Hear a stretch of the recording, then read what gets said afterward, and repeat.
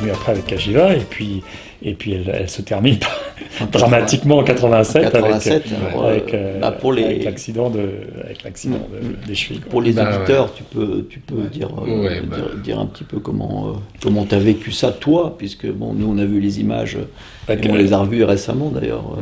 87, en fait, c'était une année incroyable, c'est que, moi il y avait, pour comprendre un peu le contexte, donc c'était la 3e année que je roulais pour Cagiva.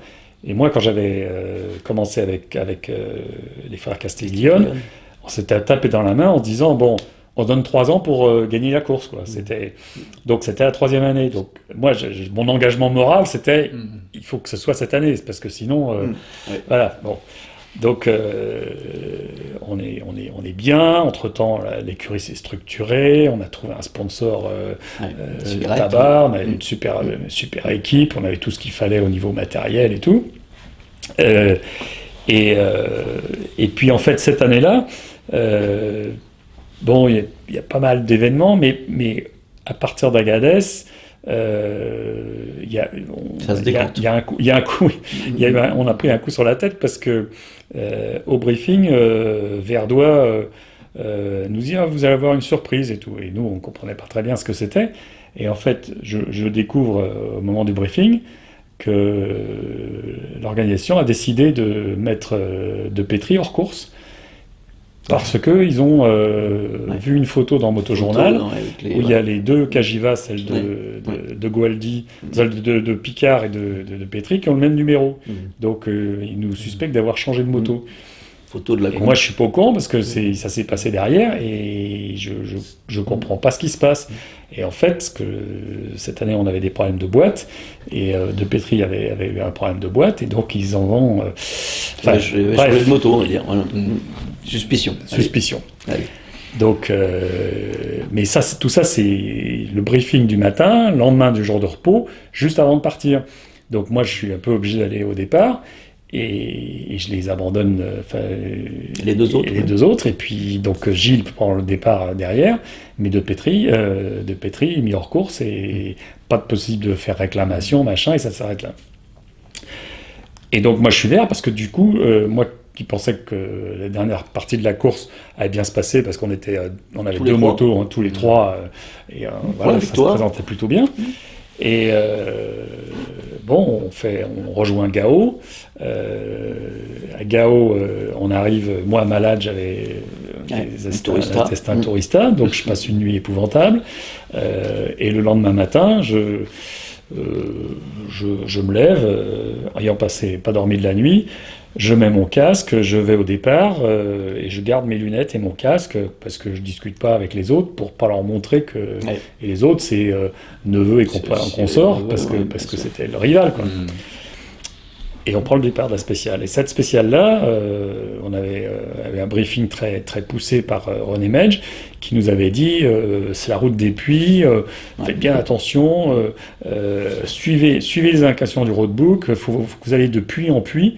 Et c'était une grande spéciale qui nous amenait à travers les puits jusqu'à Nema. Donc, on prend le départ de la spéciale. Moi, j'étais pas très vaillant, donc je roule pas très vite. Je me fais doubler. Au bout d'un moment, arrive ce qui devait arriver, c'est-à-dire je prends un buisson parce que je continue à me vider. Donc, il y a les mecs qui passent et je reprends la piste et je roule comme je peux, quoi. Et je roule comme je peux, et puis en fait, je double pas grand monde, et je fais ma naf tout seul, et je roule, et puis au bout d'un moment, donc ça faisait 2-3 heures que je roulais, je réalise qu'il n'y a pas de traces, et que je suis sûr d'être sur la bonne piste, parce que les puits se succèdent après les autres, mais il n'y a pas de traces. Donc là, le moral revient au beau fixe, et là, d'un seul coup, je suis plus malade, et je retrouve des forces, et je roule, et là, j'arrive sur Nema, donc c'est quand même pareil, c'est spécial, c'était 500 bornes ou 550 bornes, enfin, c'était des grandes spéciales. J'arrive à Nema, et Nema, j'arrive, et je découvre à la générale que je suis en tête. Donc, je suis en tête, mais je dis, et neveu, il me dit, il n'y a personne. Alors je m'arrête, alors évidemment, sourire, j'ai la banane, hein. Et je prends ma montre et je dis on va regarder, et puis on commence à regarder l'heure qui tourne. Et à compter les minutes. Et à compter les minutes, et il y avait donc les mecs du CH qui sont là, et puis au bout d'un moment, il y a un mec qui dit dis donc, ils ne sont pas encore passés au CP, etc. Donc là, ça faisait déjà une demi-heure, une heure, et finalement, au bout d'une heure et demie, neveu arrive. Le wagon arrive. Oh putain, alors là, d'un seul coup, alors moi j'avais la banane parce que je suis en tête, malgré ce qui m'était arrivé ce matin, là, enfin deux jours avant avec la mise hors course de Pétri, je me retrouve en tête. Et de ce jour-là, donc l'arrivée à Nîmes, à partir de ce moment-là, la course a basculé et ça a été un espèce de mano à mano entre Cyril et moi. Et c'est incroyable, c'est que, je veux dire, on a atomisé le reste de la course parce que c'était moi. C'était intense. Ouais, c'était intense. Et après, ça a été chaud parce que après, Neveu s'est planté l'étape suivante dans une dune molle et a encore perdu du temps. Moi, j'ai bien navigué, je suis passé. Et puis, on arrive à Attard. Et il restait donc Attard Noiribou. Donc, on fait la spéciale, donc encore un bon bout de spéciale parce que puis voie de chemin de fer. On prend la voie de chemin de fer, et la voie de chemin de fer, on arrive sur la voie de chemin de fer. Moi, je roule, j'ai bien suivi le roadbook et les conseils de René en disant surtout n'allez rouler pas sur la voie de chemin de fer parce qu'il y a des espèces de petits morceaux de ferraille et des lames qui viennent. Et donc, je roule dans les bosses en parallèle de la voie, et puis je vois des mecs qui passent avec 50 bandes de plus sur la voie ferrée. Donc, au bout d'un moment, je fais comme les autres. Je mets la flèche, je me mets sur le ballast, et j'ouvre, et qu'est-ce qui se passe? Et au bout d'un moment, d'un seul coup, l'arrière commence à flotter, et en fait, j'ai détruit la mousse.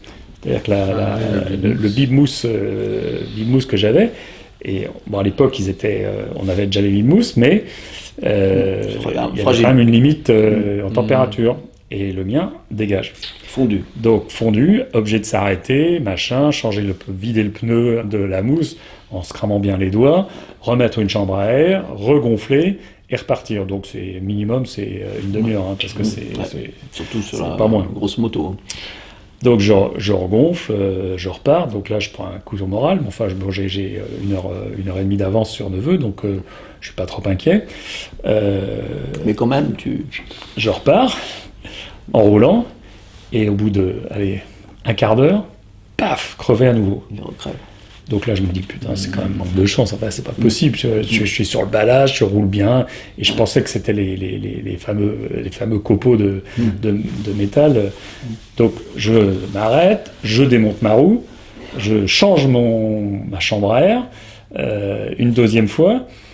Et je fais bien attention de remonter le gripster, de faire attention de ne pas pincer la chambre et tout, en me disant faut pas que je déconne et tout, parce que je prends quand même un coup de chaud, parce qu'en plus je fais la combine, le machin, le casque et tout. Il fait très chaud.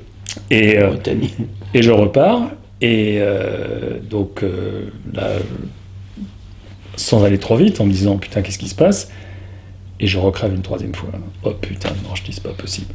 Et là, surtout que je reveille une troisième fois, je me dis je vais jamais m'en sortir, parce que j'ai plus de chambre. Et coup de bol, c'était pratiquement au moment du ravitaillement essence. Donc je rejoins le camion essence. Et là, solidarité des motards et des assistances de l'essence qui sont là. Il y a une chambre à air qui est tombée du ciel. Donc je change la chambre, je remets la chambre. Coup de bol, j'étais à côté du camion, donc j'ai pu regonfler. Donc je gonfle en m'assurant bien que mon pneu est bien gonflé, parce que et je me dis mais c'est pas possible. Et en fait, au moment où je démonte ma roue, parce que je comprenais pas, je découvre en passant ma main dans le tour de roue qu'il y a un rayon qui est cassé. Et je comprends ce qui se passe, c'est qu'en fait, avec la vitesse, le rayon il se redresse. Et il perce la chambre. Et donc, c'est pas moi qui avais mal remonté, etc. Mais bon. Donc, je repars là, en ayant perdu un maximum de temps. Je reprends et je suis partagé entre rouler vite, mais pas rouler trop vite. Mais en même temps, je sais que le rayon, je l'ai enlevé. Donc, Donc je roule à ma main, mais au fur et à mesure des kilomètres, parce que le chrono tourne et qu'il y a des bornes à faire, je vais de plus en plus vite, et au bout d'un moment, je suis à toc sur le ballast au milieu. Ce qui est vite. En me disant, putain, il faut que j'arrive, tu vois. Et ça en finissait pas et tout. Et finalement, je vois un petit point au loin, c'était le CH. J'arrive au CH, et là, il y avait Neveu qui était là avec sa montre. Et je vois à sa tête, il était comme ça. Et, il avait le sourire. Il avait le sourire, sauf que moi, je savais que j'avais encore 5-6 minutes d'avance. Sauvé, mais j'ai perdu 1h30 ce jour-là. Donc, je suis toujours en tête. Et alors, explication de texte à l'arrivée avec les Italiens, tu as fait la connerie et tout. Donc, moi, je les engueule en disant et vous, là, vous m'avez pas mis une roue neuve. Enfin, bref, ouais. les échanges de bons procédés. De passionnés. Et le lendemain, j'ai qu'une chose à faire, c'est je prends la roue de Neveu. Et je colle Neveu. Donc on fait Nouakchott, Nouadhibou, Nouakchott. Nouakchott, on est à l'hôtel, machin. Le lendemain, on a une spéciale qui nous amène au Sénégal. Donc on traverse le fleuve par la digue. Et puis après, on a une spéciale dans les cannes à sucre dans le nord du Sénégal, très sinueuse, avec beaucoup de navigation. Donc moi, je suis toujours collé derrière Neveu. Parce que tant que je suis derrière Neveu, j'ai mes 6 minutes d'avance, il n'y a pas de problème. T'es tranquille. Puis lui, il a les boules. Et en fait, à un moment, quand on est dans ces pistes un peu sinueuses, dans la canne à sucre, c'est la merde devant, personne navigue, il y a plein d'erreurs, tout le monde dit « Ah, c'est à gauche, c'est à droite », mais personne ne ferait vraiment la navigation. Et moi qui suis derrière, j'en ai marre, et à un moment, je finis par décider de prendre les choses en main en disant « Mais attendez, on va pas arrêter de faire à gauche-droite et tout ». Donc je me mets devant et je fais la nave. Donc je fais la nave, et évidemment, tout le monde est derrière. Donc Neveu derrière, Cole est derrière, mais tant qu'il est derrière moi, ça va. Bon. Et je fais la nave. Et moi, l'expérience de cette fameuse étape qui nous amenait à Néma avec les puits, chaque fois qu'on arrive dans un village, tu ralentis. Je m'arrête, je vais demander au village, je demande le nom du village suivant, et une fois que j'ai dit le village et que je suis sûr qu'ils m'ont compris, qu'ils m'ont montré la direction, je prends la direction. Et puis derrière, tout le monde qui... Bon, bref, on avance comme ça, et on est un petit groupe de motos, il y a une quinzaine, vingtaine de motos, on est tous ensemble.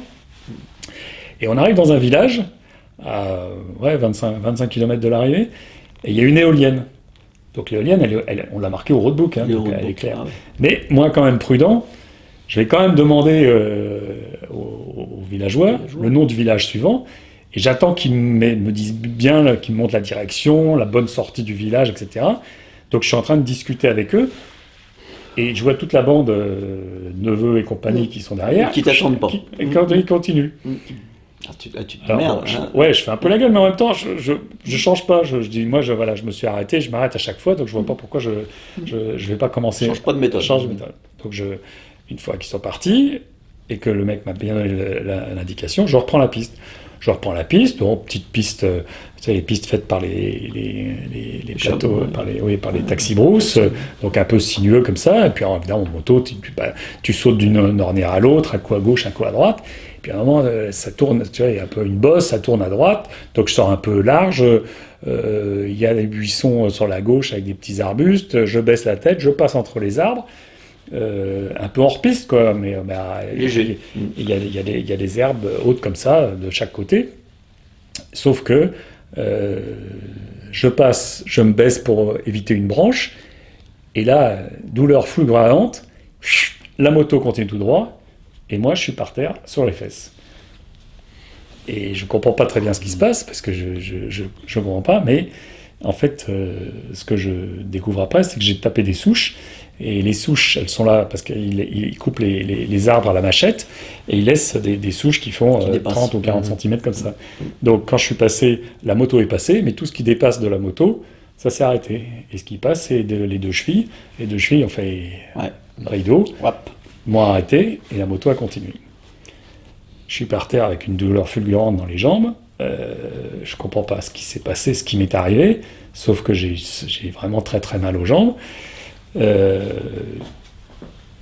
minute après, il y a une moto qui arrive, c'est Joanneau, Marc, qu'est-ce qui t'arrive, Marc Joanneau? Je lui dis, putain, je suis tombé, machin. Alors il relève ma moto, il m'aide à la redémarrer, elle ne démarre pas, il y a un échappement qui est coincé, on essaye de détordre l'échappement, mais c'est de la quenelle, du tube de la quenelle, c'est tellement dur que la pince, elle se tord de rire en voyant le tube, donc on finit par décider d'essayer de mettre le moteur en marche, on le met en marche, le moteur il tourne à moitié parce qu'il y a un échappement qui est écrasé, mais elle marche. Je lui dis, écoute, c'est pas grave, je continue comme ça. Donc, il m'aide à me mettre sur la moto parce que j'ai tellement mal. Et je commence à partir, je prends la piste, je roule comme une patate, en freinant comme je peux, en ayant un peu le frein avant, uniquement pour m'arrêter, parce que je ne pouvais pas appuyer sur le frein, en donnant des coups dans le kick pour essayer de garder un régime, parce que le moteur, il ne prenait pas ses tours, mais je ne voulais pas caler, donc il fallait que je le garde dans un régime relativement élevé. Et puis je roule comme ça, et là la douleur monte, la douleur monte, et là j'ai les larmes qui coulent tellement je souffre, et d'un seul coup je vois l'hélico passer, l'hélico de direction de course, l'hélico de télé, avec à l'époque Christian de Cortance, qui est le caméraman, que je le vois dans la... Tu le reconnais? Oui, je le vois, il me regarde comme ça en passant, et moi je suis sur la moto, et donc il comprend ce qui se passe, parce que lui il filmait à la tête de course. Je continue. Et il te suit. Enfin non, il continue, il vole, et moi je roule, et puis j'arrive à un moment dans un village un peu vite, et je renverse les poules, les machins, les trucs, et je cale. Et là j'apprends l'histoire parce que oui, c'est récent, ouais. C'est Philippe qui me le raconte. Ouais. Et en fait, parce que moi je m'en souvenais pas, et Philippe me raconte, il arrive derrière, et Philippe me voit et dit bah, qu'est-ce qui t'arrive? Alors je lui raconte un peu ce qui s'est passé. Donc il m'aide à redémarrer. Et ce que j'ai la chance, alors que lui il est pilote Honda et que moi je suis Cagiva, et la victoire se joue, mais bon, et en fait c'est une histoire d'amitié. Il s'arrête en fait parce que il me l'a dit après, c'est que moi je lui avais filé une chambre à air 2 jours avant sur la... il avait crevé sur la piste. C'est vrai. Et en fait, tu vois, c'est vrai.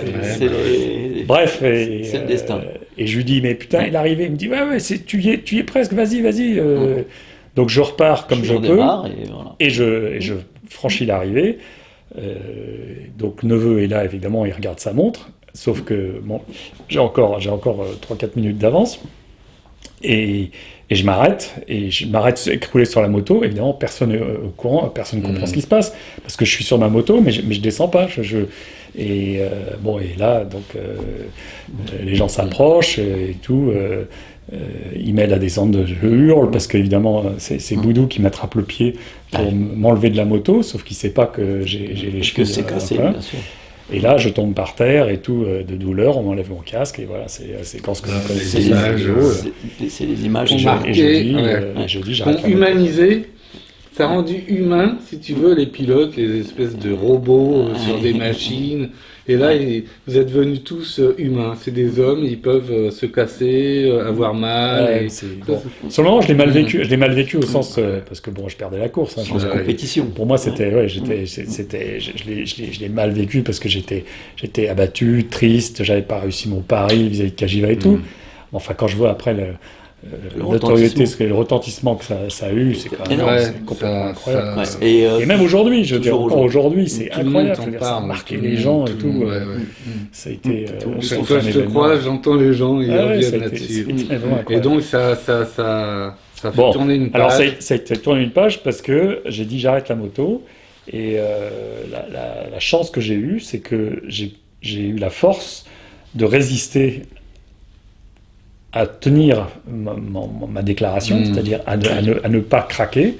Et Dieu sait, parce que bon, pour la petite anecdote, on peut le raconter maintenant, quelques mois plus tard, j'ai eu la visite à l'époque Guillaume, qui était Hervé Guillaume, qui était le directeur commercial de Honda, qui me dit écoute, voilà, il voulait déjeuner avec moi. Je lui dis mais tu sais, j'ai dit que j'arrêtais la moto. Mais non, mais si.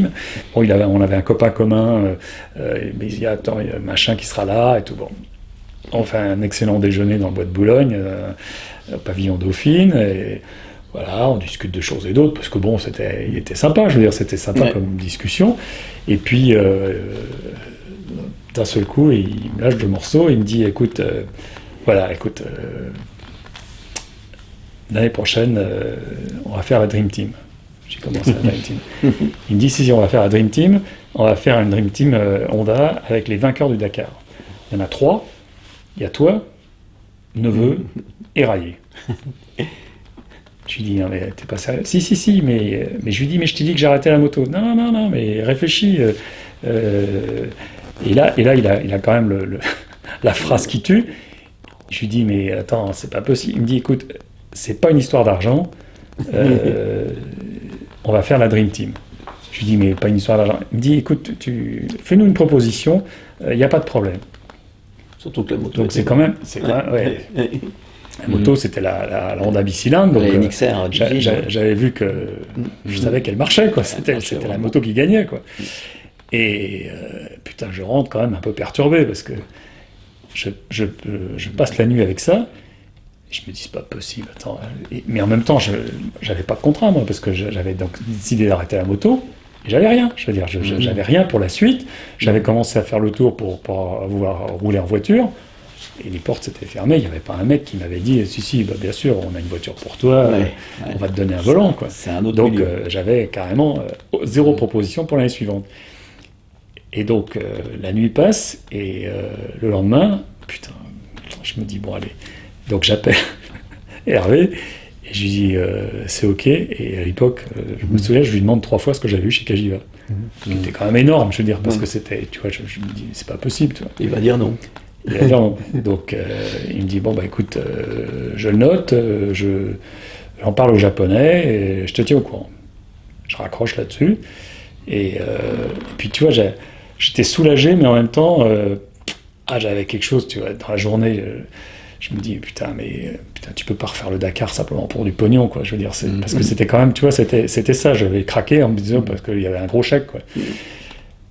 Et je dors pas de la nuit. Et tu vois, je pense à 1000 solutions parce que je me dis, putain, si tu tombes et que tu as un accident, parce que mon angoisse quand même, c'était d'avoir l'accident et de tomber paralysé. Accident de trop. Voilà. Donc le lendemain matin, je décroche mon téléphone, j'appelle Hervé, et je lui dis, Hervé, c'est Hubert. Ah, bah écoute, je suis content de t'avoir, j'ai eu les Japonais, ils sont comme des fous, il n'y a pas de problème, ils sont d'accord, etc. Et je dis, ouais, non, mais il y a un problème, c'est que c'est non. Comment c'est non? Non, c'est non. Alors je lui explique, je lui dis, écoute, je suis très touché de ta proposition, je le fais parce que voilà, il y avait des conditions financières extraordinaires, mais je ne peux pas courir que pour l'argent, donc c'est non. J'ai dit que j'arrêtais la moto, j'arrête la moto. Ah putain, ils me disent pas possible et tout. Je lui dis, c'est comme ça, c'est pas négociable, j'arrête la moto, c'est non, c'est non. Et je raccroche. Putain, je le Hervé. J'imagine la tronche qui se Ah oui, mais alors moi, soulagé d'un seul coup parce que j'étais dans les cordes, j'avais pris la bonne décision. Et j'ai pas craqué. Et après, bon, l'avenir montrera que j'ai réussi à rebondir en voiture. Bon, ça n'a pas été facile, mais j'ai réussi à rebondir en voiture puisque j'ai fini par avoir des volants d'usine dans la voiture. Donc ça, j'ai pu, après avoir gagné en moto, j'ai pu faire la même chose en voiture. Et bon, c'était l'histoire se termine bien, mais c'était quand même un épisode cocasse, quoi. Alors de ces années Dakar, là, qu'est-ce que tu retiens à part l'épisode final, l'épilogue? Qu'est-ce que tu retiens d'images fortes à part les débuts que tu as comptés longuement, qui est très intéressant? Tu retiens quoi moi, ces aventures? D'abord, j'en ai fait un livre parce que j'ai eu envie de faire le livre TDSPP parce que d'abord TDSPP, le titre en lui-même, c'est... Il est énigmatique. Oui, il est énigmatique, mais c'est quand même le résumé de mes années de course, parce que c'est quand même la base du roadbook, tout droit sur piste principale. C'est la première indication qu'il y a sur les roadbooks avec une flèche tout droit et puis à gauche barré, à droite barré. Donc c'est la première chose qu'on apprend à lire sur le roadbook en dehors des kilométrages et des caps. Et donc quand je cherchais un titre pour ce livre qui est un livre d'aventure qui raconte toutes mes années de course et mes années d'aventure, en fait au lieu de dire l'aventure de machin, les années 2, etc., j'ai trouvé que tout droit sur piste principale, c'était le bon résumé de toutes ces années. Et puis tout droit sur piste principale, il y a un côté droit devant, et puis on avance, et c'est c'est une façon de mordre la vie à pleines dents, quoi.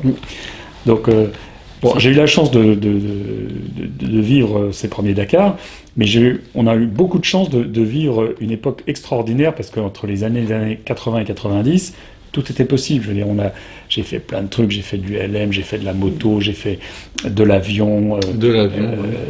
Et ça nous a... Je veux dire, à l'époque, c'était incroyable. C'est que chaque fois qu'on avait un projet, je dirais qu'on n'avait pas de souci pour trouver des sponsors, mais les sponsors étaient réceptifs. Je veux dire, ils étaient contents qu'on leur propose des aventures, et aujourd'hui, il n'y avait pas les discussions qu'il y a aujourd'hui. Une fois qu'on avait bien monté le projet, les mecs... peu médiatisé, peu connu le coup de l'avion. Et puis voilà, aujourd'hui on est dans un monde d'images, on est envahi d'écrans, etc. À l'époque, il n'y avait pas tout ça. Il y avait moins. Donc il y avait peut-être aussi plus d'attrait pour l'aventure et les aventures qu'on a pu vivre et qu'on faisait partager au grand public.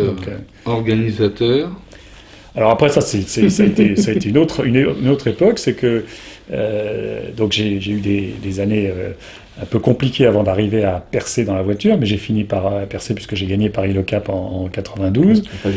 Après j'ai été intégré dans l'écurie Citroën officielle, et puis après avoir fait le doublé 2 fois avec Citroën, avec l'Artigue coéquipier, j'ai eu un jour une proposition incroyable, puisque Jean-Claude Killy est venu me chercher pour me proposer de prendre la direction du Dakar.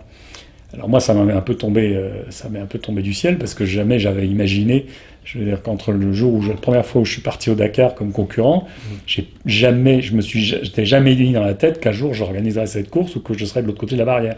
Donc c'est vraiment tombé un peu comme une info, auquel j'étais pas préparé, mais venant de la part d'une personne comme Jean-Claude, avec le palmarès et le parcours professionnel qu'il avait, il a trouvé les mots qui ont su me convaincre, et je me suis dit que c'était peut-être le moment. Bon, entre-temps, je m'étais marié, j'avais 2 enfants et tout, donc c'était peut-être le moment d'arrêter la compétition. Et j'ai fini par prendre la décision d'arrêter, ce qui n'était pas une décision facile à prendre, parce que quand on a la chance d'être dans une écurie officielle avec un volant d'usine, on sait que si on sort du baquet, on va pas y retourner, hein. Donc c'est un peu définitif. Et donc j'ai pris la direction du Dakar en 94. Et puis voilà, ça a duré pendant 10 ans, et en fait ça a été une grande aventure, parce que le Dakar avait eu des hauts et des bas. Gilbert Sabine avait pris la suite de Thierry après l'accident, le décès de Thierry. Oui. Il y avait eu pas mal d'événements, mais au moins il avait eu le mérite de maintenir la course. Elle existait. Mais bon, il y avait pas mal de problèmes d'organisation. Enfin, ça commençait à se dilater un peu, l'image, le sérieux, etc. Donc il y avait beaucoup de choses à faire. Et c'est à ce moment-là que Kalini m'a donné les clés en me disant, écoute, voilà, je te donne les clés de la maison, avec l'expérience que tu as, tu dois savoir ce qu'il y a à faire. Nous, on se verra une fois par an pour la ligne du fond, les résultats. Genre, c'est pas parce que tu organises un événement que tu peux dépenser l'argent comme tu veux. Tu es là pour tenir la boutique, et nous faire gagner des sous. Et voilà, donc ça a été une preuve de confiance fantastique. Et puis aujourd'hui, je suis assez content, parce que on a relancé le Dakar, parce que c'est devenu quand même, ça a été des années où on n'a fait que progresser, et ça a été un autre genre d'aventure, et avec entre autres, moi j'ai vécu une aventure extraordinaire, c'est que dans toutes les aventures qu'on a eues, il y a eu l'aventure du pont aérien en 2000, en 2000 où la course, on a eu un espèce d'oukase du Quai d'Orsay qui nous a dit, voilà, il y a une menace sur votre course, vous ne pouvez pas aller plus loin que Niamey. Et il a fallu prendre une décision, et la décision était de faire un pont aérien, parce que c'était la seule solution pour sauver la course. Et on a fait un pont aérien. Ça a été quand même une aventure extraordinaire, parce qu'on peut dire qu'on a sauvé la course. On a transporté l'intégralité de la course sur 2000 km entre Niamey au Niger et Sabha en Libye. Et on a redonné le départ de la course 4 jours après, et ça a sauvé, on peut dire, ça a sauvé la course, quoi. Donc les concurrents sont arrivés au Caire à la date prévue, et puis derrière, il y a eu une suite, quoi. Pour conclure, j'ai une petite question de quelqu'un qui a bien voulu être là. Et par internet, il m'a dit, il m'a lancé une question, c'est Jeff, Dakar d'antan, qu'on connaît bien, sûr. La Bible, la Bible de Dakar, notre Bible à nous. Qui m'a dit, j'aimerais bien lui poser la question, s'il avait une baguette magique, quelle anecdote, quelle journée, quel événement il aimerait revivre. Alors, tu as parlé tout à l'heure d'arriver à Dakar et ce moment chaud. Oui, enfin ce moment d'émotion. Je pense que le moment où je suis arrivé sur la route, donc cette fameuse en sortant de Saint-Louis, où là je prends la route qui va à Dakar, c'est le moment je le revis comme si c'était hier, donc il est gravé dans mémoire. Et ça a été un moment d'émotion parce que ça a représenté beaucoup de choses, parce que tout a basculé ce jour-là. C'est-à-dire que je suis passé d'un statut entre l'aventurier, les aventures de la piste, d'un seul coup, hop, il y avait une espèce de début de notoriété, ou de reconnaissance, et voilà, de gagner en plus, ce qui était à l'époque, c'était important, gagner avec une moto européenne et tout, il faut savoir que la moto était japonaise essentiellement, donc c'était un symbole, tout ça était important. Et puis c'était, voilà, pour moi c'était un moment très très fort, parce que ça a été le début c'est suite à ça où je suis rentré, et je me suis dit je pourrais peut-être essayer de vivre de la course, et donc j'ai plus ou moins décidé d'en faire mon métier. Et moi qui faisais de la moto, enfin un peu par passion et par loisir, c'est devenu ma profession, quoi. Donc on peut dire que c'est vraiment le moment qui a été le plus fort, quoi. Le moment clé à transmettre à notre ami Jeff. Exactement. Donc merci beaucoup Hubert de ces anecdotes. Vous pouvez retrouver l'intégralité des anecdotes moto, auto, avion, bateau, ULM et motoneige ensemble, souviens-toi. Arikana, parce qu'on a fait motoneige ensemble. Oui, tout à fait. Toujours avec René Medj. Toujours avec René Medj, Cyril Neveu, Hubert et moi. Donc vous pouvez retrouver dans ce magnifique bouquin, vous voyez, avec de très nombreuses photos, TDSPP, que je vous conseille, que vous pouvez trouver sur la FNAC, enfin Amazon, etc. Ou directement chez l'éditeur par correspondance. Je vous encourage vraiment à le lire, vous plongerez dans les grands souvenirs qu'Hubert vient d'évoquer. Belle aventure. Merci Hubert. Merci.